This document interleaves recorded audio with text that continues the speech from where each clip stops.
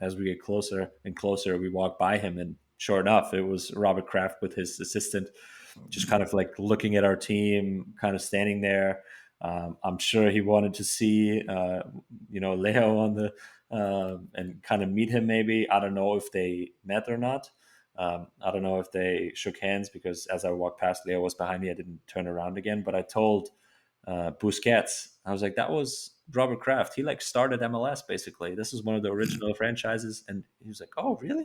I have no idea." Yes. Welcome to the Player Manager Podcast. We are back for episode 8, which is already higher than I can count. I'm Zealand Shannon, the YouTuber, football manager extraordinaire, joined by my co-host, Inter Miami's Iron Man, Julian Gressel, the only player on the entirety of Inter Miami to have started every single game. Julian, how are the legs? They're good because we're in first place. That makes everything a lot easier. And you're in first place because of a terrific weekend in which you played in a giant stadium in Boston that kind of felt like an Inter Miami home game, but we'll get to that in a second. Another win for Inter Miami. And there's a bunch going on in the world of soccer or football, whatever your parlance prefers. Drama in the Premier League, drama at Liverpool, injuries for the U.S. national team, and a salary cap coming to European soccer. The MLSification of all of European football is underway. But before we get to any of that, you have to stop what you're doing right now. If you're driving, pull over because that'd be the safe thing to do. If you're using your phone, be a responsible person. And once it's safe, rate and review this podcast on Spotify and Apple Podcasts. It would potentially help Julian Gressel score a goal this season, which we know is coming. It is going to happen. Oh, and if you rate... Oh, man. If you rate and review this podcast, it will happen. He's done everything else. He's got like 84 assists. He will score a goal if you rate and review this podcast. That is a guarantee. It will also help us spread the love of this pod. It is very quickly becoming old hat for everybody involved. But we will start, of course, with what happened this weekend, which we were talking about last week. Obviously, we knew it was going to be a big deal. We knew it was going to be a packed Gillette Stadium. How did it deliver on that promise? Inter Miami against the New England Revolution in the Patriots' home stadium. It was awesome. If you've ever been to Gillette Stadium to a regular Revolution game where I've played in the past, and it was really, really quiet and dead and just felt so empty, where you really had to motivate yourself a lot, this one felt a lot different. It was cool from the moment you walk in to take a look at the turf. I walked out before I even got dressed to see kind of what it was like. There was already people in the stands, and my wife's family was even already there like an hour and a half, 2 hours before the game. So I got to see them before the game, which I never do. But even then, that atmosphere and the energy is just different. And from a crowd perspective, like you teased it, it was more pro Messi, I would say, than pro New England Revolution. But we can expand on that in a little bit. But it was definitely a good crowd and exciting environment to be in, and to see that stadium being full for a soccer game was cool.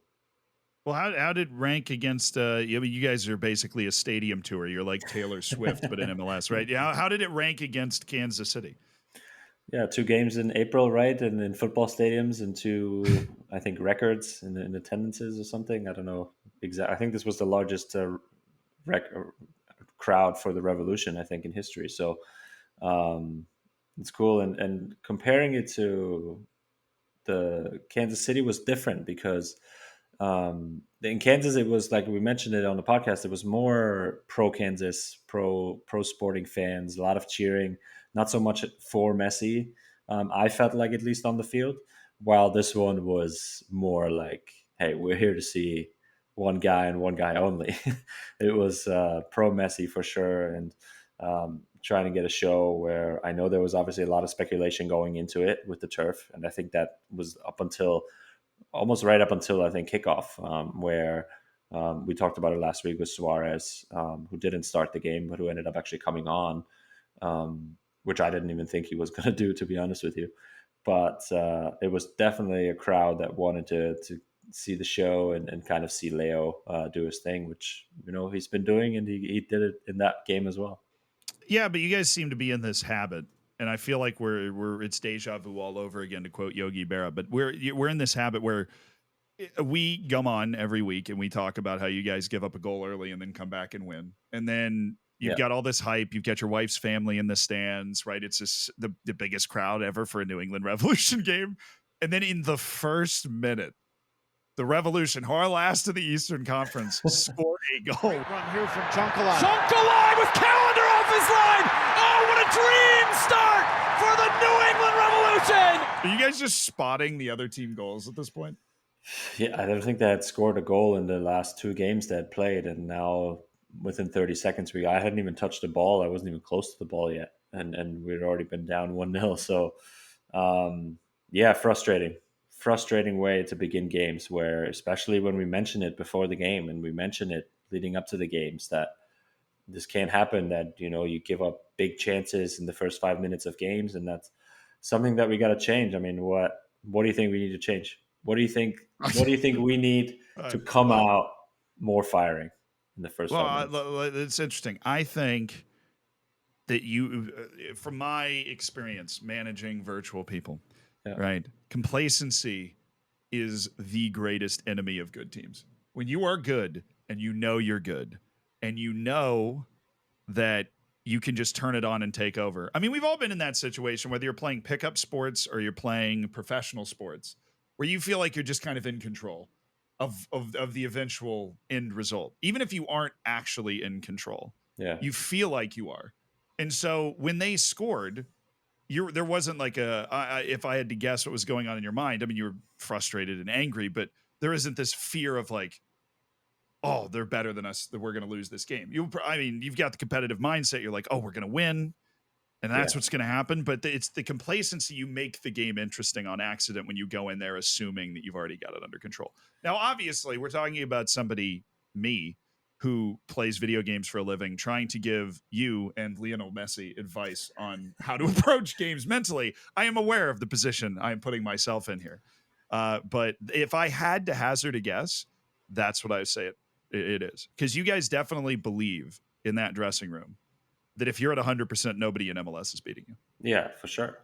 I think, and even after going down 1-0, I think we've proven now multiple times that we can come back and win games still comfortably, in the end. And it's certainly something I think I agree in terms of a mindset, in terms of a mentality going into the game of kind of that determination to really keeping a clean sheet, right? And maybe sometimes that's what we're missing, that final edge to no, you're not going to score today on us, type of mentality. And it's tough when you have obviously that much firepower going forward, where you're going to be able to score and you're going to be able to create chances and all those things. But yeah, it's something that, like I said, we're looking at and we're certainly aware of. We're not just going to be like, oh, whatever. No, we want to keep clean sheets, and there will be games where maybe the ball won't go into the net.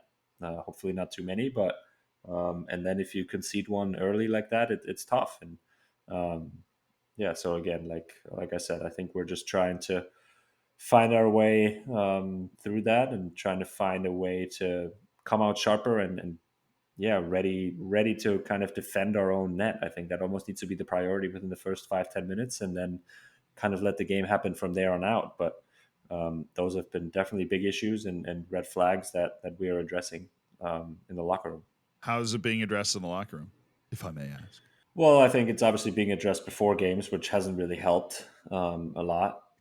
Where we talk about it in pregame huddles, and me included, and Leo included, and all those things. Hey, you're leading the pregame huddle, didn't you? You led the pregame huddle at. Oh no, is it your pregame huddles, Julian? No. It's because Leo mentioned this before me. Okay.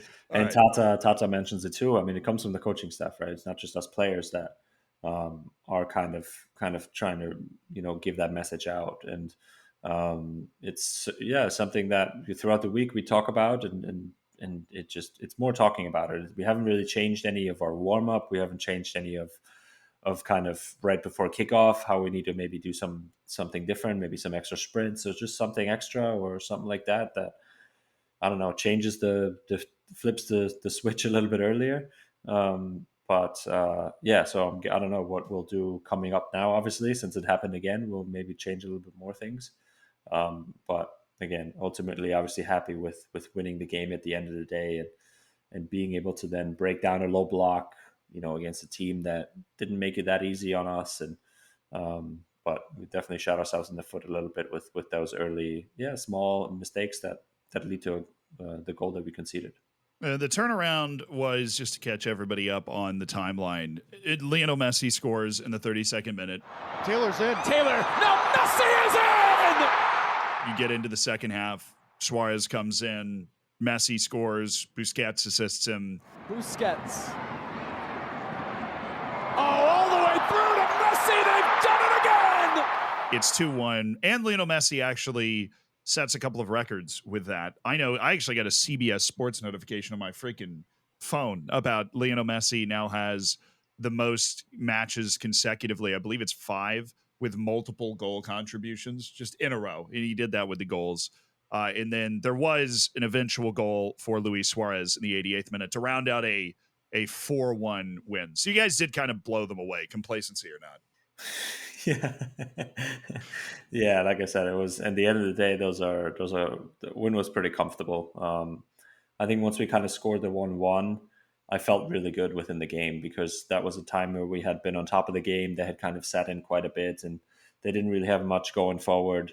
So we were really on top of the game. So it was kind of just a matter of time for us to kind of find a breakthrough, and that 1-1 really helped us, I think, to open the game up a little bit again, but and then let our quality kind of come through going forward, and it did. A great goal. I think I saw a clip today of kind of Leo Messi's movement that was where he was man marked.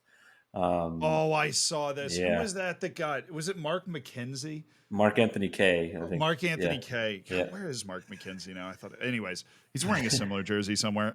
My brain just spitting out. I heard the name Mark. That video. Like, so many people will watch professional athletes and be like, "Oh, just mark him." Yeah. And then you watch a video like that. If you haven't seen it, just look up, Lionel Messi movement or whatever. And it's 45 seconds of Mark Anthony K thinking he's got Messi completely under wraps. And then he just vanishes and scores, and it's over. Yeah, it's an incredible video to watch. If you want to learn about movement and how to manipulate opponents, and how to break down low blocks where one player is obviously being marked like that, and it's incredible, because Mark Anthony K technically plays against me, right? He was a left-sided midfielder, and I'm the right-sided center mid, and he was usually playing against me. But in that moment, I guess they just kind of said that in the final third, or in our final third, in their defensive third, to kind of just always have somebody on him. And in that moment, he just kept following him, and to kind of walk him to a place where he exactly wanted him. And then to kind of see the opening obviously explode out of that, his shadow there. And then obviously the first touch and the finish as well. I mean, it's all, what Leo Messi does best, but what an incredible goal to kind of capture that like that on the video is awesome too. No, the caption of the video was just perfect too, because it let me know what I was about to watch. It's like, oh, this guy thought he had him in control for a minute and a half, and then it just. I feel like watching that video, I finally understood that moment that went viral from Messi, I think a couple months ago, where kids I believe in the Inter Miami Academy, they asked, what's the best advice that you could give? And his advice was walk more. Yeah. Right. But when you watch the way he walks, it makes complete sense. You just have to walk like the greatest player of all time. Yeah, it's what he's done best, right? Walking into the right spots throughout his whole career. But it also obviously requires the team around him to keep the ball, right? And that's something that we obviously did quite well in that game, where we kept the ball, we kept manipulating the opponent, where that gave him time to kind of move the guy, find the right space, and then be able to explode into the right spot at the right time. And that's something where obviously you got to have the team around you as well, which he's had his whole career in Barcelona, at Argentina, wherever. And to kind of see goals like that happen with us too is kind of cool, and definitely makes me feel pretty good about what we're trying to do and how we're trying to play. But yeah, obviously Busquets is a big part of that, right? Him even seeing that pass, him seeing that run, before it even happens is something so special and something I learned so much from, daily, where that stuff you can expect, and you can really look for, as well, where I know if I'm in a position like that where I can maybe thread the needle like that eventually, and hopefully have that connection with him. Obviously they've played together for so many years and have built that for so many times throughout their careers. But again, I'm trying to learn, I'm trying to get better with that as well. Are there moments where you've noticed you're like, oh, Messi's going to go here? Oh, Suarez is going here. Oh, Busquets wants me to be standing here because he's not going to look at me, but he's going to pass me the ball. Are you starting to pick up the flow of where they're going to be and where they expect the ball to be? Yeah, I think so. I think there's times where it's still difficult for me to say, hey, but there's definitely moments where I know when Leo drops deeper, for example, at times to kind of get on the ball a little bit more in midfield, that I need to shift higher to kind of be more of a wall pass for him. He likes to kind of have these wall passes where he can pick up speed, and he can kind of bounce the ball off of you if you get stuck in a little dribble or something. And then obviously he likes the ball, kind of in stride on his left foot a little bit more at times, and rather than getting it fired in there, so he needs to take an extra touch to just control the ball. It's those little moments. I think obviously Busquets and I have played together now quite a few times in midfield, where I understand that where he likes to go and where I then need to kind of adjust my position to, and play off of him quite well. So, and with Suarez the same. I mean, I think we've talked about that when I assisted him a couple of times, where I'm really getting a feel for kind of how he manipulates his opponents in order to create a little bit of space, just like he did on the goal again in New England, where he fakes it a little run going forward, and then Leo just slots it right to him, top of the box, and he just has an incredible finish there too. But definitely learning a lot, and trying to be mindful of those situations, and looking for them as well, right? If I rewatch video and I'm not in those situations, I'm looking for those things, and trying to certainly get better. And when you're looking for those things and studying video, is that like a personal thing, or is that like Lionel Messi or Suarez or Busquets saying, "Hey, look out for this," or is there a coach that's just trying to get everybody to gel better? It's mostly personal. We're mostly I do this stuff on my own, and I try and watch. I mean, we talked about me watching Barcelona videos. Now it's just me watching training videos with those guys, so, which is Nice. incredible to think about. But yeah, sometimes as a coach, where I want to bounce something off a coach, I can ask him, and kind of talk about a specific situation or whatever. They're obviously always there to help me, um, but I feel like I have a pretty good understanding of what to look for. And then if I feel something in the game, or in training where I haven't watched a video yet, then obviously I talk to guys. If that's Leo, if that's Busi, if that's Luis, like whatever, I kind of just ask him, and that's, I think, a really good way for me to also connect with them, of just asking questions, and being open minded about kind of what they prefer, and I hope they kind of resonate with that. What was the last thing you remember asking about? I think it was with Busquets about kind of when he likes to drop into a center back role. When we're in build up play, he likes to drop into a center back role a lot of the times to kind of get the whole field in front of him. Where and then kind of talking to him about where he wants me to kind of move in that moment, because usually we want to build out with one guy centrally in the midfield. So if he drops, he would be that guy, and then if he drops to the back line, obviously somebody has to kind of fill that spot, and that in that moment would most likely be me, which puts me a little bit more defensive, which then also creates more space for Leo to kind of drop into a space that I would occupy. So he was like, honestly, just like try and like move the players, so that eventually we want to access Leo right in the right spaces. So if he bounces the ball off me, for example, or if I'm free, then he would play me to attract players, and it's more about moving and manipulating opposition, and that's really what Busquets does so well with the ball at his feet, one, but also with kind of the passes he plays, the short passes he plays, and the long passes he plays. It's all about manipulating and finding your best players in the best spots, and Leo is certainly our best player, and we want to get him the ball in the best spots. So. It's interesting. I just something I've picked up on in this conversation's almost kind of why I'm so interested in it is the way you refer to progressing the ball with guys like Busquets and Messi, where you talk about bouncing the ball off. When you're talking about Messi, you say that he literally just bounces the ball off you. Yeah. I'd never necessarily thought about it that way before, but you're almost like trying to get in a position, not really to involve yourself in the play at all, just to be a surface off of which he can reset.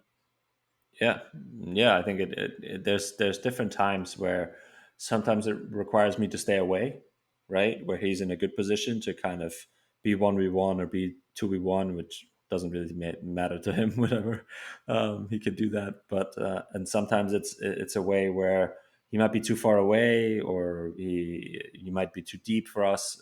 Where then I move higher, and I can kind of just be there for him to kind of, like I said, bounce the ball off or be an option, to play a quick little 1-2 where he almost kind of uses me as a little bounce pass, little wall pass to manipulate the defender again and to create that extra little half a second that is all he needs to kind of then explode out of it and continue our attack. Or it requires me to be in that position at times and not get the bounce, but then run out and kind of take my defender with me, so when I see him kind of beating his guy. So there's different things that I try to pick up on to really get him obviously in the best position that we can. And sometimes it obviously takes me away from my own game, but that is just kind of the change that I'm kind of going through this year in terms of not necessarily finding the best positions for me to get on the ball for myself. Obviously, still trying to do that at times, but this year or this change has been where I'm trying to really play for other guys at times, and sometimes that work isn't as rewarding as obviously assisting or scoring goals, but it's still very, very important in my opinion as I watch it back and as I kind of feel like I'm a big part of this team. Yeah, you're the only one that started, every single game. That sounds almost kind of crazy, doesn't it? Yeah. I mean, that's including preseason, which is makes it even crazier, to be honest with you. Yeah, it's been good though. I mean, honestly, I'm happy that I've gotten the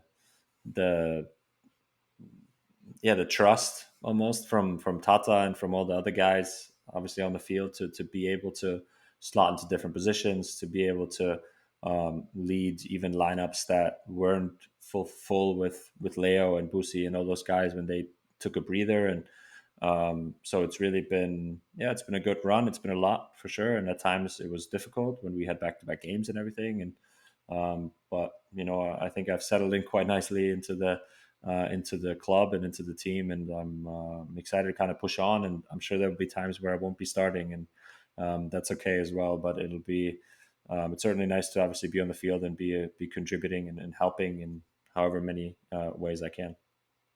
And we obviously got lost in the kind of tactical side of it, but you talk about starting matches. Well, last week we weren't sure if Luis Suarez was going to even make the trip or be available for New England, but he ends up playing and scoring a goal, as we've talked about. How much did you? The reason being the turf, by the way, if we touched on earlier. Yeah. How much did you guys actually talk about it? Right before the game, was there actually any chance that Suarez wasn't going to play or that Messi wasn't going to play, or was that all just smoke and no fire? I think Messi was always going to play. That wasn't even on the cards, no matter how bad the turf was or would have been. With Luis, I actually asked him, I think driving to the stadium, I was like, "Are you going to play?" And he was like, "I don't know yet. Maybe a few minutes, maybe not. Depends on the game." So I guess in that, they probably took a look at the turf. They probably, he probably warmed up on it and everything, and then kind of decided that it would be okay for him to play a little bit. And we certainly, I mean, we kind of needed it a little bit as well. It was still 1-1, I think, when he came in. So certainly nice to have him come off the bench and kind of be that difference maker in a sense as well, with a goal, obviously, too. But yeah, we talked a lot about the turf, and mostly right after we saw what it was actually like. Not so much. How is it different than the expectation then? Yeah, not so much before. We didn't train on it in Miami. We had a regular training on grass and then flew up there and then we knew that it was new turf and that they laid it before the season, and that's kind of how it played. It played really slow, to be honest with you. Like they put a lot of water on it in the beginning, but I think it was before warm-ups, and then it was windy, so it dried out really quick, and the actual turf grass was quite long. So the ball didn't roll as fast. So it played quite slow, especially in the first half. The ball kind of got stuck under you quite a lot. Some bounces were strange because there was still so much of the black gravel on it, Yeah. the rubber, and because it was so new, right? A lot of football teams, the football guys haven't played on it, and it hasn't really settled down yet. So it was yeah, it just played brand new, and some of the bounces were strange and everything. But again, it was, both teams had to do it, and so we talked about it, um, what to watch out for, some things, and then the second half was much better, I thought, where the ball rolled nicer and it kind of zipped a little bit more, and you can move the ball quicker, and that certainly, I think, helped us a little bit in the moment where we obviously wanted to move the ball quick and find the right spaces, and or we were able to do that a bit more in the second half, I felt like. And the family aspect, obviously, you mentioned they were there an hour and a half before the game. When you came out, you're checking out the turf, you're learning all the stuff you just talked about. Are you talking to them while they're in the stands? I don't know. I've never been a professional athlete. They just come on down and you're like, hey, man. Well, they were sitting up in the 200 level, so I couldn't, Uh, I couldn't, I couldn't see them and actually talk to them. But I probably would have, if I could, talk to them. I had some friends come to the hotel, which was nice because they also, so they actually, this is a funny little story. They valeted their car at the hotel because so many people in front of the hotel as well. Everybody wanted to see Leo all day. They camped out and wanted to see. really? Yeah, a lot of people. I actually didn't think there was that many, but yeah. So some friends were at the hotel. My former assistant coach and his kids, and we're really good friends now from Providence College.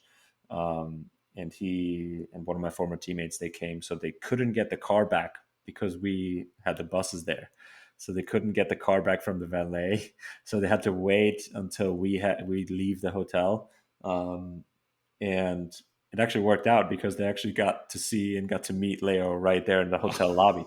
So I got them in to the hotel lobby to hang out. So they were still there when we were leaving. I was like, "Oh, you guys are still here?" It's like, "Yeah, we couldn't get the car from the valet." So Leo comes after me and walks by, and I think signs the kids' jerseys, and they obviously had an absolute blast after that, which was awesome. Um, but in general, yeah, it was good to see the family, and I had about 20, 30 tickets, 20, I think 28 tickets. Um, Make so sure you don't forget anybody now. yeah, no, I think it was 28. I'm pretty sure. Um, but it And, was, so I had to buy some, so they're pretty expensive too. oh, Because the team actually needed quite a few, but they all paid me back, so it wasn't too bad. okay. Well, how many? What's the like normal respectable amount of tickets that you get from a team when you say, "Hey, I want to bring this many people"? What's the acceptable number before they make you start paying? So I think as a whole team, we get 75 total. It's two Oh, two wow. per player on away games, four per player for home games. Those are required. They're required to give us those. But for away games, I think the total allotment is 75. And I guess we had a lot of other guys that had some friends in Boston that had some family come up or whatever. So I think I got 13 through the club. Um, and the rest I had to, You had to to buy purchase. 15 tickets to the game. Yeah, like I said, a lot of them kind of used me to get tickets as well, and they weren't necessarily immediate family and friends. They were kind of a little distant, so they all paid me back as well. But yeah, it was good to see everybody, and good to feel the love. I also got a lot of shout outs. Hey, we love your time at Providence. Really? And From just yeah, like the crowd. yeah. So definitely, people definitely recognized me as a local guy, and that was kind of Yeah. cool. They weren't calling you Tony Cruz anymore. That was No, huge progress. no, but yeah, I got a lot of love and a lot of PC and Providence College screams and all that stuff. So it was cool to be back and see the stadium that full and play in front of that many friends and family is it's always special, and certainly a good trip all around. Were you able to do anything else? Go to a favorite restaurant or do anything after the game before you had to come back down to Miami, or was it just the visit before and then the family in the stands? No, see, you would know this if you were a professional athlete. Yeah, no, that's. Well, I feel like at least 40% of this podcast is me just learning what it's like to be a professional athlete, from you. Like I, me being same as everybody else. I have no idea how this works. I'm genuinely interested in how it works, like the ticket allotments. There's got to be some sort of process. So explain to me. The game ends, right? You have 28 family members at the game, who you're not able to get to see them at all. So by that time, after the game, they had come down to the 100 level, come down to field level. So everybody else kind of left the stadium, and they come down and they see me. So, and though in that moment after the game, after the final whistle, I kind of hung out around a little bit on the pitch because I knew that the fans were going to clear a little bit, and then my family was going to come. I always told them to kind of wait and see if they can get close to the field and everything to see them. So I was able to do that. See most of them, give them a hug, and kind of just chat with them for like 5 minutes. Obviously, it gets to a point where then all of a sudden everybody kind of comes in and they all want pictures and autographs, even though some of them probably didn't even know who I was. But I think I even signed a Ronaldo shirt, which was really strange, I thought. You should have written "See Ronaldo" on that. Yeah, that'd be perfect. But I mean, it makes sense. There's a big Portuguese community in Providence and Boston, so that does make sense. But it was good. It was good so I was able to see them and speak to them, and obviously thank them for coming out. And then, after that, it's straight to the airport, straight home. We go back to the locker room, shower, get food on the bus that was prepared for us back at the hotel. And then we, go straight to the plane and straight home. I got home. This one was around 3:30 a.m. So took off at around midnight, and then 3-hour flight. So 3:30 a.m. I was in bed, and 7:30 the kids woke up. So those are always fun mornings. No, I can relate for much dumber reasons. A new video game came out I was very into, and I'm on 4 hours of sleep right now because of that. 100%. Wow. But that's your own choice. I know. When your daughter, yeah. Go ahead. Sorry. No, I was just gonna say there's a fundamental difference that I can't ignore.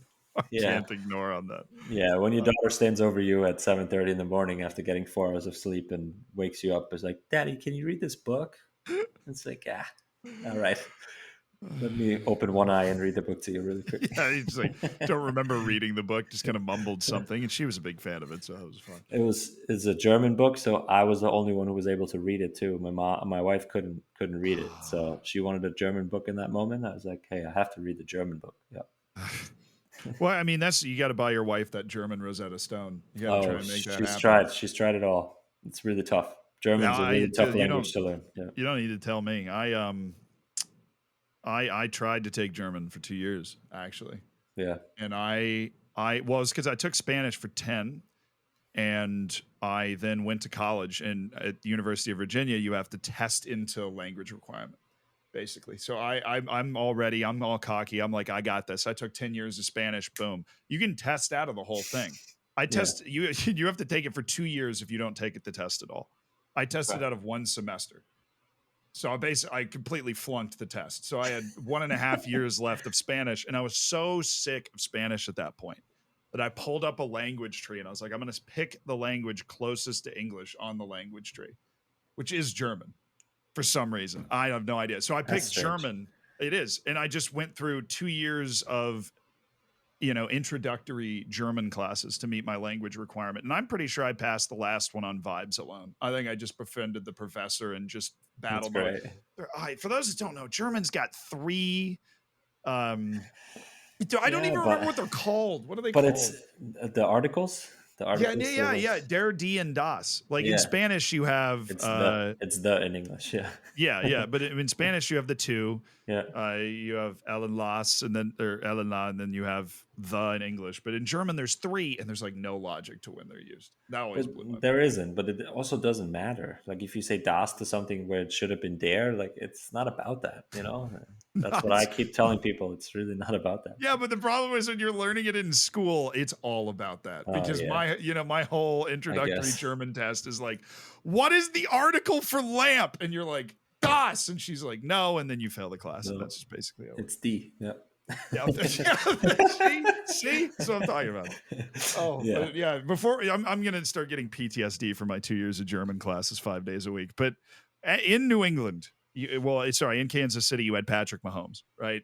New England's got plenty of star power. Was there anybody there around that you got to meet, or was like trying to meet Messi? Well, I was hoping to meet Tom Brady, who was going to be there, but unfortunately, no, he wasn't there. I think Juju Smith-Schuster did the coin toss. Nice. On the field. NFL wide receiver, for those unaware. He did the coin toss on the field, but I didn't get to see it or didn't get to shake his hand since Leo's the captain, not me. But that was actually a really, really weird moment where we were like, so Gillette Stadium is obviously quite big, and we go in at one end, and our away locker room is at one end, and then before the game you have to walk really long underneath the stadium to go where you walk out onto the field. So we walk around, and we're like late because for some reason we're always late to these things as a team. So we walk there and kind of like pacing quite fast, and I'm like seeing like somebody with 2 people. I see 2 people in like the distance, like 100 yards away. One of them older gentleman, and the other one kind of like assistant type, like younger looking. And as we approach, I'm like, oh, that's Robert Kraft, I think. I think that's Robert Kraft standing there, just like in like this shaded area, like dark, like you can just see his outline. You can and maybe the white hair. And as we get closer, I'm like, yeah, I'm pretty sure it's Robert Kraft. And I go to Drake Callender, who was next to me. He's like, that's Robert Kraft, right? And he's like, no, I don't think that's Robert Kraft. As we get closer and closer, we walk by him, and sure enough, it was Robert Kraft with his assistant, just kind of like looking at our team, kind of standing there. I'm sure he wanted to see, Leo on the and kind of meet him. Maybe, I don't know if they met or not. I don't know if they shook hands, because as I walked past, Leo was behind me. I didn't turn around again, but I told Busquets, I was like, that was Robert Kraft. He like started MLS basically. This is one of the original franchises, and he was like, oh, really? I have no idea. Yes. So I mean, he's the owner of the Patriots and owner of the Revs, but I feel like that's a hard pull for somebody like Busquets to actually know who he is at all. But he was like, oh, wow, that's interesting that he like started MLS and all these things. And then after the game, we were on the bus, and I like Googled Robert Kraft, and I like showed him, here, Bussy, look, this is Robert Kraft, just so you know that was the person we walked by. So he was like, oh, okay, interesting. Yeah. Oh man, that sounds like something you do at the lunch table in middle school. Like, no, dude, I swear, it's this guy. Yeah, I definitely want to say he is not as popular as Patrick Mahomes was in Kansas City. I don't think Robert Kraft is that popular at New England Revolution games. But I think the team owners, they always just operate differently. For me, the fact that he was standing kind of in the tunnel before the game, not out publicly like Patrick Mahomes, just makes complete sense. Yeah, absolutely, for sure. But yeah, it was a funny little story. But other than that, no stars, no. I don't know. Yeah. Well, besides you guys, obviously. Besides us, yeah. We're always the traveling. Does it feel like a traveling circus a little bit sometimes? No. Well, maybe circus is the wrong word, but do you feel like you're almost on tour when you're on the road? Yeah, definitely does. I mean, we've, selling out these stadiums that would usually have 20,000 people in it, that now have 60,000+ in it it definitely feels like that, where everybody wants to get a glimpse of us. Everybody wants to see some Miami stuff at the hotel. On the way to the stadium, on the way to the game, like even then in the stadium, obviously afterwards, we come out for warm-ups, everybody's cheering. We come out for the game, everybody's cheering. It's definitely feels like that. Yeah. And that traveling, I'm trying to find I'm breaking out my thesaurus here to get a different word instead of circus. I just love that phrase so much. The Taylor Swift tour of Inter Miami continues this weekend at home against New York Red Bulls. Now, this is the game where I got sick and I wasn't able to come over and watch you guys. Ended up probably being a good thing. You guys lost. The referee Santos looks at his watch, blows the final whistle. That's all. 4-0 is your final. I would say probably the worst performance of the season, but obviously it was during a weird international window, and I think it was a terrible day, just a game that you'd like to forget. So I'm going to stop talking about it. But you have the opportunity to avenge that with basically your full complement of players. How's it looking this weekend? Yeah, I mean, trying to take revenge a little bit. I think that was obviously our biggest defeat, one of the 2 defeats that we had so far, and something that we want to rectify a little bit. And obviously, I think they're a really good team. I think they're third in the East right now, kind of right chasing us, and they took it to us a little bit there, and that's not a good feeling. It's not a good sensation I have in my stomach thinking about that game. So certainly something we're looking forward to, and we know it's going to be difficult. They're a good team, and they make it tough on you. They obviously had some players missing back then as well, so they have a good team now, and a good new manager that kind of has them moving into the right direction. So certainly got our work cut out for ourselves, where we can't concede early goals, and we can't fall behind, because as we saw in New York, if that happens, it becomes tough, because it happened there as well. So we certainly got to be buttoned up and got to be ready to go. We want to stay on top of the East. Life is good. Life is good at the top of the table. And a win, there's basically the old classic vintage 6-point match here. Been a win and keep you a nice arm's length at the top of the table. There's one I actually, this isn't even on, what I'm about to bring up is not even on any rundown that we've had for this podcast, but I remembered it while we were going through all of this, because there's something else that happened within the team that I'm just really curious about, because I feel like you also have a unique perspective on this. And that's Benjamin Kramashi, I believe is the way you say his name. I know he's been balling out for a little while. Yeah. He is involved right now in an interesting tug of war, basically between Leo Messi and basically yourself, almost, where he is Argentinian and also American, right? And he said he's had a phone call like with the under 20 coaches of both, and he said he's going to try to go to the Olympics with the United States. Are you aware of that sort of thing in the dressing room? Because Kramashi's really good. He's rated really highly by a lot of scouts and Football Manager. People love to sign him, and he usually ends up in the U.S. national team on Football Manager. So that's where Football Manager thinks he's leaning. But it's just such an interesting position, but also one that you're familiar with. Yeah, I mean, Benja is a great kid. First of all, he's a good guy. Ever since I got to the club, obviously, very good player, really talented, but also good person.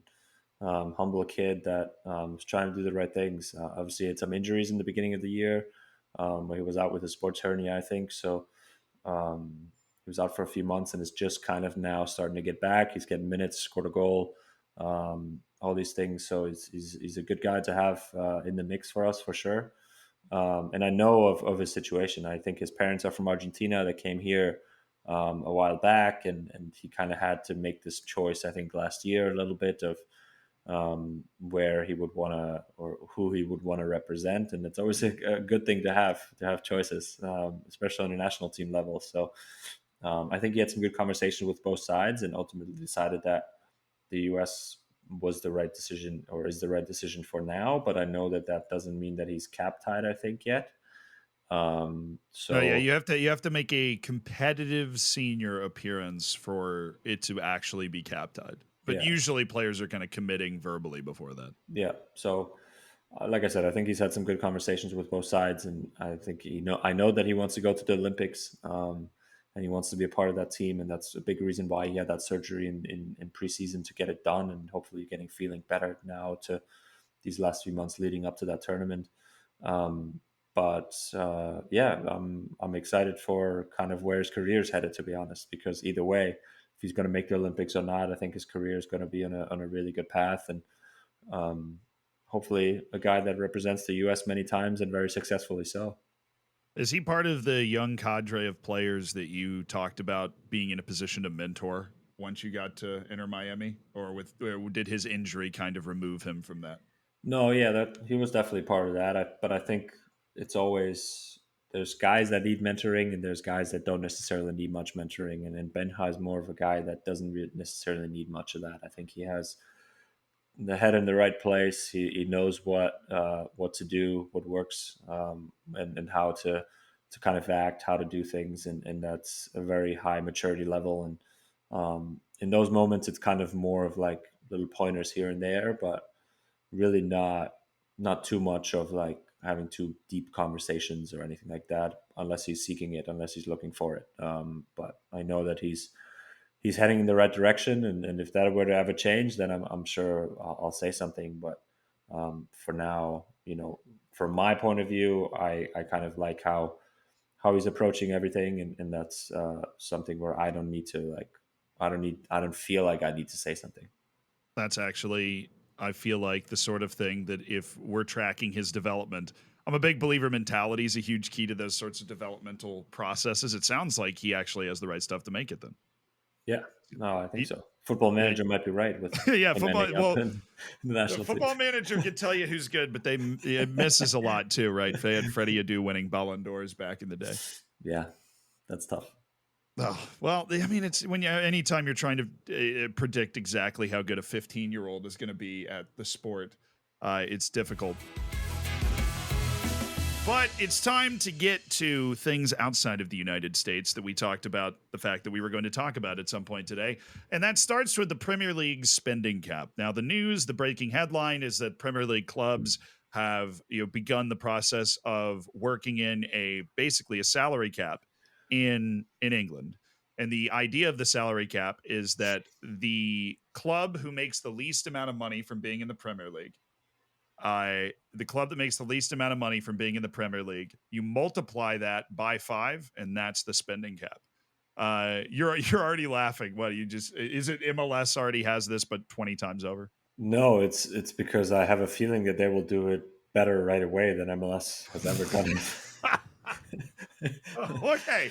I'm gonna thread the needle here, right? I'm gonna thread the needle, all right? Because I've made a lot of videos about MLS, and I've done a lot of the research. And the way MLS is built was to prevent the league from failing. But what I do think it does kind of hold MLS back now is because MLS is not in danger of failing. That dude in San Diego just paid $500 million to get a team, right? Something unconscionable. So, yeah. But the rules are in place. I'll give them all the credit that they deserve. The rules are in place for trying to preserve a league that might be in financial trouble. But it is definitely unnecessarily complex, because if you wanted me to explain MLS salary cap rules to you, we'd have to be here for a whole other hour. But I just explained exactly a whole podcast for that. Yeah. We'd have to start a new podcast if we wanted to actually talk about that. But I just explained the entire idea behind Premier League's salary cap in a minute, because that's it. That's their idea for a salary cap. Yeah, because I mean it's a spending cap, right? That's you can't pay your whole team more than X amount. And here, you have a lot of different other rules. Obviously, that tie into that, where you can trade some money away, where you can international slots, DPs that don't count towards the salary cap, young players that don't count towards the salary cap, some players that count only a certain amount towards the salary cap. It's all. I mean, I guess the ultimate difference is, right, in England they're trying to cap it at at a certain amount to not be astronomically high, sorry. And while in MLS they're trying to kind of tear it towards the other end of the spectrum there. So it's two different leagues in two different places at two different times, obviously, but certainly seems like it's very simple in England, or proposed very simply in England, while here it's obviously very, very complex, and not a lot of people within the US understand the MLS salary cap to the full extent. For people that might be coming from England and are facing the prospect of a salary cap for the first time, obviously the one in MLS is more complex. But how does a salary cap affect your life as a player? Is there any discernible thing in the dressing room where you go, oh, this guy's, we're spending a lot of money on this guy and he has to deliver or else we're screwed? Or how does it affect your mentality? Or even, I mean, you were a free agent within the last year. How much does the salary cap come up when you're in those situations? Oh, it comes up a lot. I think it obviously every club has certain limits, certain amounts left, certain players that they want to get that have to fit under the salary cap. And I'm obviously now on a team that is trying to maximize every single dollar right within that salary cap and trying to really get the best possible players on the field within the rules. And yeah, it definitely comes up. I think we talk about it a lot where DPs obviously play a big role in this league, where if you don't have your DPs on the field, that is, the three highest paid players on your team that aren't playing. And I feel like where you have in our league, you also have these big differences, right, between the highest paid player and the lowest paid player. There's no comparison whatsoever. While I feel like in England that would be a little bit different, where obviously you talk about different amounts too, where guys would still be compensated very well, and even the 28th guy or 26th guy on the roster would still be paid quite handsomely. So the difference between that guy and the highest paid player wouldn't be as big as it is here. So you wouldn't have to rely as much on your higher paid players in terms of on-field production and everything than here in MLS. But it certainly comes up. It's certainly something that will affect, I think, English teams if it were to happen. Obviously, compared to other leagues in Europe where that doesn't necessarily exist, where I don't know, a Real Madrid or a Barcelona can pay players X amount more than maybe a Man City will be able to do in the future. And that's where free agents or transfers that might matter to some guys, and that might then obviously stop maybe teams to sign players as they please in a sense. So the Premier League actually could almost accidentally be shooting itself in the foot, adding a salary cap when Real Madrid and Barcelona and Inter and Bayern, they don't have the same thing. Yeah, in terms of players acquisitions and everything, yeah, probably. But I mean, I'm sure there's a different side to it where there's sustainability in terms of money in and money out. And I actually think that maybe other teams or other leagues would think of it as something really positive for the game, because obviously everybody knows that English teams have the most money and they pay the most wages and transfer fees and everything. So it would maybe put a stop to that in a sense, where it would become a little bit more competitive again for the other leagues if it was just about money. But yeah, I mean, it will be interesting to see kind of how that number that you talked about with the lowest paid or team from TV rights times, what was it? 5. 5. I mean, it's obviously not locked in yet, but what they're talking about right now is times 5. So if they make 100 million, then the cap on salaries is 500 million. Yeah, that would certainly be interesting to see how that compares to the wage bill of, I don't know, Real Madrid or Bayern Munich or Barcelona, whatever that is, and then kind of see how that that difference is. I mean, honestly, when I read it, 500 million. Oh my! Yeah, I mean, okay, I don't know. I think the Premier League TV deals are close to 100 million though, so it would be somewhere in the neighborhood of 450 to 500 million, which is just so high. But the team I feel bad for is the team they're basing it off of, where you're just guaranteeing, like, you're down here, you can pay 20% of what everybody else, like the big teams, can pay. It's like statistically guaranteed for you. All right, we're going to whirlwind the other two things from kind of around the world today. The first is the Salah versus Klopp situation. Liverpool's obviously in the mud. They had only lost 2 games in the Prem all year. They've lost 2 of their last 3. And after the loss in the Europa League, where Liverpool lost to Atalanta, and a really just bad performances in the Prem, Jurgen Klopp made the decision to bench Mo Salah for the start of their most recent game. And I have a take on this. I'm just going to explain it, and then you can tell me if I'm right or not. Please. And so Salah then gets subbed in after West Ham takes a lead. So basically, Jurgen Klopp is saying, "Now go save me." Like, we went down 2-1, and then you can put him in. And so Salah's standing in the touchline. something happens in the field. Klopp goes over to talk to him, and Salah starts yelling at him. Very animated argument happens between Jurgen Klopp and Mo Salah. Now, my opinion on this is that it was not a big deal at all, because I understand where Klopp is coming from, because he just watched his team go play at Everton during a title race and get smacked 2-0 in a huge derby. He just watched his team lay an egg against Atalanta in the Europa League. And so he wants to switch things up. And the main issue in those matches is that they were wasting chances. And obviously, Mo Salah is a part of the front line. But if you're Salah, I understand why he's mad, because he's going, hey, we still have a chance at this title race, and you just bench me. I'm your best player. So I don't think it's really a big deal at all. Jurgen Klopp's leaving at the end of the season. I think this is just a type of argument that always happens. Am I right or wrong? I think you're right. Yes. Yeah, I think you're right. I think obviously a player wants to play.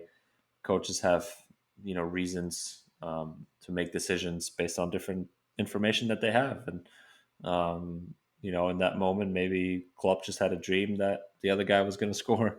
But at the same time, obviously I feel for Mo Salah in a way where he wants to help the team, right? And that's what every player wants to do. That's the only perspective I can really talk from is from the player side, where, yeah, even in moments where you feel like you're not in the best form, where you feel like you could play better or you could score more goals, all these things, you still want to be out there and you still want to help the team. And that's what he feels in that moment, where he felt like maybe he was getting subbed in too late. Maybe he was okay with being on the bench, but if he had gotten subbed in the 55th or 60th minute, then it would have been fine, and or it wouldn't have been such a big deal in a sense. But again, I understand both sides. I think Mo Salah, obviously, I saw today, I think there wasn't any more issues. No, after when the he was game walking like off the that, field, so. the media was waiting in the tunnel, and he walked by and he said, "I'm not talking today. If I talk, there'll be fire," and then just walked by.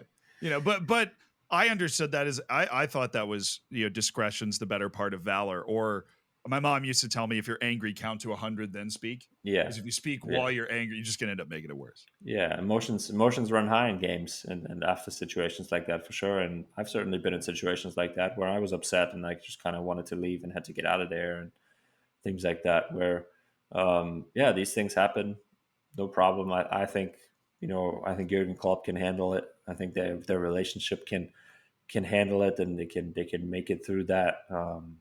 We obviously know that Klopp's leaving at the end of the year. I saw that Salah, I think, wants to stay and doesn't want to necessarily leave the club, and because of this stuff, all of a sudden. So maybe next game he comes in and scores 2-3 goals, and then Klopp did the right thing, and Mo is happy again too. That's perfect. And then real quick on the last one, there was a terrible, sad injury for the U.S. national team. Serginho Dest tore his ACL. He's going to miss Copa America. And we have our very own former right back for the U.S. national team in the system that's been in place with the national team for the last few years. So what does the new right back need to do in order to play well for the U.S. national team in Copa America? Because we don't really know who that's going to be. Greg Berhalter's guy's been Dest for a while. Yeah, for sure. I mean, I feel like Serginho Dest is very unique player in that position, right? Yeah, no, he is a winger who just starts further back. That's basically all he does. But yeah, so it's certainly, you get a different profile no matter kind of which way you go to, right? And that changes the team dynamic a little bit. And I've played the position obviously for the national team. I've not played it under Greg Berhalter. I've played it with the other coaches that were in place throughout last year, while all the other stuff off the field happened. I think it'll just be a matter of kind of what Greg wants his team to look like. I think Tim Weah has obviously been playing as a right back, I think, for his club team. So that might be an option that he's going to look at for the national team, where he's been playing as a winger, almost a winger right back, right? He's naturally a winger, but playing as a right back. So that could be something and then you have Gio Reyna, obviously, who could go out wide, and all these types of other quality players that you have up front, or you can look at a guy like Joe Scally, who's been playing a really good season in the Bundesliga, played right back, left back as well. So guys that have been around the mix, and you have guys that like myself, like DeAndre Yedlin, like Shaq Moore, like guys that have kind of been in and out of camps, that have been part of it, and that know kind of Greg's system and the way they do things at the national team, and that can kind of, I feel like, fill a need there as well. So I certainly don't think you're not really like super thin at that position. You're not maybe as deep as you would like to be, but it's something that I think Greg will figure out, and I believe in kind of his abilities to kind of make the team work in that sense, and he's done, I think, a pretty good job of that every time he's been faced with any of those things where the best players weren't available, and obviously got it for Serginho and his injury, and I hope that he can be good, coming back obviously, and have a good rehab, and kind of be back soon. Yeah, that's a nasty one. Speaking as somebody that tore his ACL playing fraternity league basketball in college, the rehab can be absolutely grueling. The ACLs are all the same, man. It doesn't matter how you get them. It sucks. Yeah, I was breaking the press. It was such a nasty crossover that my knee didn't even see it coming. Unbelievable. So good luck, obviously, to Serginho and his recovery. We do have, as with every one of our episodes, thanks to you guys, fan questions that have come in. We picked a couple of them, and it is time. Austin Yu on Instagram asks, Julian, what's your favorite soccer match you have ever played in? Wow. There's a lot of good ones, honestly. I mean, the two MLS Cups obviously stick out. I think the first one with Atlanta sticks out a lot more, obviously, because I was starting and I was on the field for all 90 minutes. Those were games where you feel the anticipation. You kind of feel the weight of it all on your shoulders, where, especially in that first one, where I hadn't experienced it before, that was probably the game, probably be the game that I would say. Obviously, we also won. If we didn't win, I would have probably told you a different one. But I think another one, obviously, my national team debut, just because of the stake of it, right? Of kind of playing with the crest on, kind of knowing what I've gone through in my career. We touched on it a little bit at 15, got told I wasn't good enough, and now here I am playing for the national team. That type of stuff, I think, is something really, really cool, and a very, very special game for me. And honestly, in terms of atmosphere, there's some really good games I've had in MLS along the years, and obviously the matchups against Mexican teams are always a little bit special because the crowd is always a little bit more into it than usual. But I couldn't really pick out one, so I'd probably go MLS Cup 1, and then in Atlanta, and then national team 2, and then probably MLS Cup in Columbus 3. No, that checks out. What was your national team debut? What was the setting for it? It was at the LAFC stadium against Serbia in a friendly in January. Like, the place wasn't sold out or anything. It wasn't like super intense or anything like that. So it wasn't really about that. It was more so about kind of what the game meant, for me personally, in a sense, where that was, one of the favorite ones. And then to also kind of assist Brendan Vasquez, I think, in that game was awesome too. Yeah, the caps are always something that stay next to your name, whether it's on Wikipedia or Transfermarkt or your player card. That's always just something you got to hang your hat on Special. forever. It is, definitely. The next question from Velvsco10 on Instagram. How's Messi's English so far? Any updates on the bilanguage comms? They're continuing as they were at the beginning of the year. I think we've obviously, that was a huge story from the podcast here, but ever since then, it's kind of sometimes a little bit more, sometimes a little bit less. But there's continuing to be conversations. There's continuing to be little English words thrown out at me. Or at us in general. There's obviously more communication in Spanish, but it's definitely still all fun and games where sometimes he even jokes around a little bit in English now, and when we talk about, I don't know, basketball, for example, or some other stuff. But it's definitely still bilingual. It's getting I don't want to say more and more. It's getting a tiny bit more by the day. Did he ever mention the fact that you talked about him speaking English to you on the podcast? Or that ever come No, up? I don't know if he even knows I have a podcast, honestly. So I don't know. No, it's never come up. So we'll see if it ever will. But I'll let you know if it does. Well, yeah. Thanks. If it does, I'll ask him to come on the show. Oh, there you go. Yeah, that'll be. I'm promised to act entirely normal and reasonable throughout that entire. Yeah. That's when my 10 years of Spanish finally pays off. That entire semester I tested out of. Yeah, I'll be here. That would be our first episode in complete all Spanish. I would be willing to try to learn Spanish for a week if we got to talk to Messi for a couple of hours about like moving to the U.S. and living here. Well, they're at the Heat game tonight, aren't they? Yeah, they are, and I said no to the tickets because I'm here with you recording. It's Monday night, so no, I think they wanted to go to the game, and might be the last one of the year. Who knows? We'll know by Wednesday by the time this one comes out. But I'm for one flattered that you wanted to spend the time with me, Julian. That does mean a lot. And you're very welcome. I've got great news for you. Your Boston Celtics are winning by 19 in the fourth quarter. Wow. Okay. So I'd have to wear my Celtics hat tomorrow into training. Just let them know. Well, Julian, thank you for turning the tickets down so we could hang out tonight. I appreciate it. Thank you. I appreciate hanging out with you. That's why I did it. And this is always fun. I think that was it for this week, right? Is that anything more on the rundown? No, I've got nothing. You got anything you want to talk about? I think I'm good. We got a busy week coming up. Not just the Red Bull game, but we got Formula Ones in town in Miami. I'm gonna be able to go. Oh, I forgot that was this weekend. Yeah, so that'll be fun. And then is there any plans? Any plans for the Inter Miami team around Formula One or no? So I do have an appearance tomorrow on Tuesday with Williams driver Sargent. Oh, the American, yeah. Yep, he will be at the facility. We'll show him around and do some, I think, trick shots.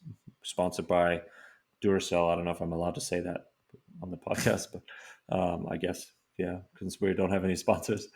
But they're doing an appearance with us, and he will come to the facility. We'll show him around, and then Williams will invite us to the race on Sunday, and I will be able to go to the race, which is the first for me, which is a childhood dream of mine. Growing up in Germany, watching every Sunday the races, Michael Schumacher and all those guys was amazing. So I'm really, really looking forward to that. My wife granted me to go, which is awesome. I get an afternoon without the kids at Formula One, which is incredible.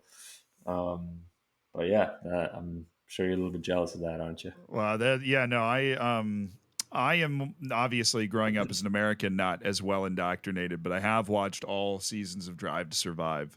And I did when we actually surprised my mom in France for her and my dad's anniversary.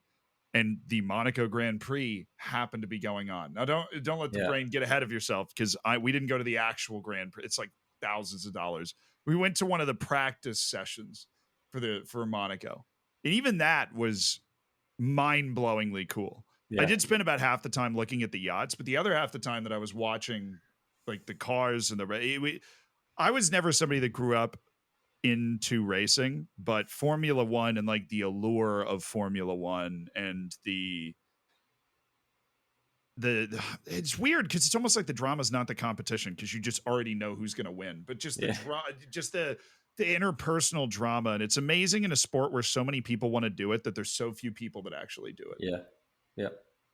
I find that fascinating. Yeah, no, and it really comes out in that Drive to Survive show as well. They ham it up too. I'm sure they ham it up. You're going to go through that whole experience with the show Netflix is making about MLS, I am sure, where you're watching it and you're like, is that how that happens? Yeah. No, but that'll be a cool experience we can talk about next week. Yep. So that'll be Sunday. I, as well as everybody else listening to this, will be jealous of you. So have a good time without the kids, sunglasses on, having a big old Miami weekend. Thank you, everybody, for listening. That is it for today. Questions, comments, complaints. If you have the complaints, you can DM Julian Gressel on Instagram. The questions and comments hit up at Player Manager Pod. But I'll see you next week. We'll see you next week. Don't forget to rate and review. It is a huge, huge help to us. Goodbye, guys. Thanks for listening. Bye.